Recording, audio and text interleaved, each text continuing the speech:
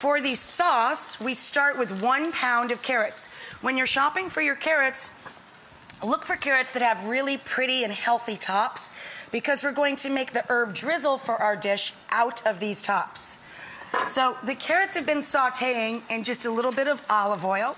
Now we're going to season them up with some salt, a little pepper.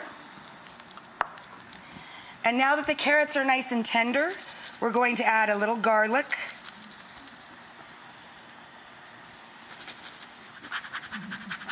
little orange zest, a little turmeric, about a half scant palmful of turmeric, a little coriander, which is really bright and balances with the turmeric beautifully, ground coriander.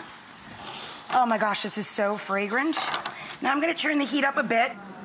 Carrots are full of natural sugars, so I cook them very low and slow to get them nice and tender. You do not want to brown them, so keep your pan at just moderate heat. I just turned it up to medium-high because now we're going to add our liquids. We're going to start with a little Sancerre or other white wine that you would enjoy. A little splash of wine for acidity goes in the pan, and we're going to let that absorb. After that, we're going to add half a cup of vegetable stock, of course, if you're making a vegetable-based diet dinner, vegan or vegetarian. I prefer the flavor of chicken stock, so I'm going to add a little chicken stock. Once that's done, we're going to puree it, and that's the sauce for the pasta. I'm adding our stock, garlic, and spiced carrots into our blender. Pop the lid on.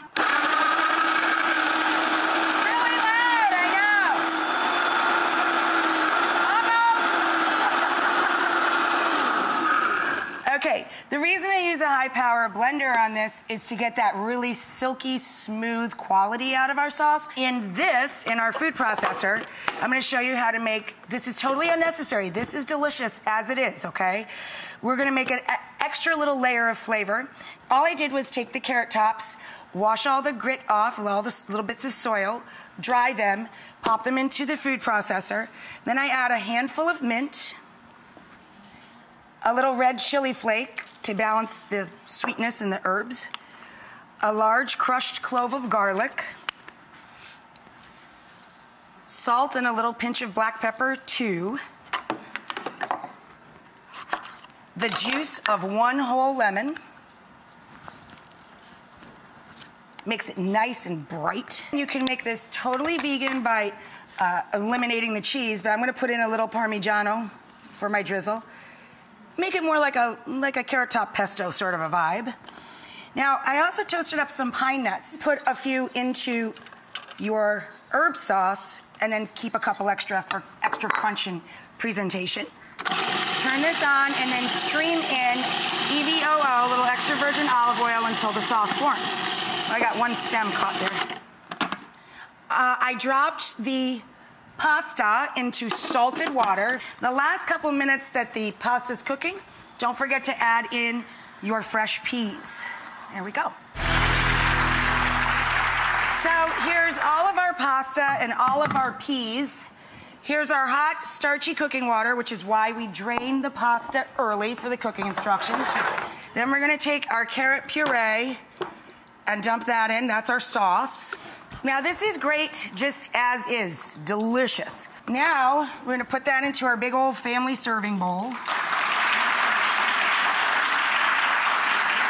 Okay. Now we're going to take our carrot top and mint drizzle, spoon that around with our chili flakes and garlic. Yes. Now we're going to take our little spicy, tiny, baby, precious angel watercress. Put that around. Our little microgreens. And then we're going to take some edible flowers. And then we're going to take our extra toasted pine nuts.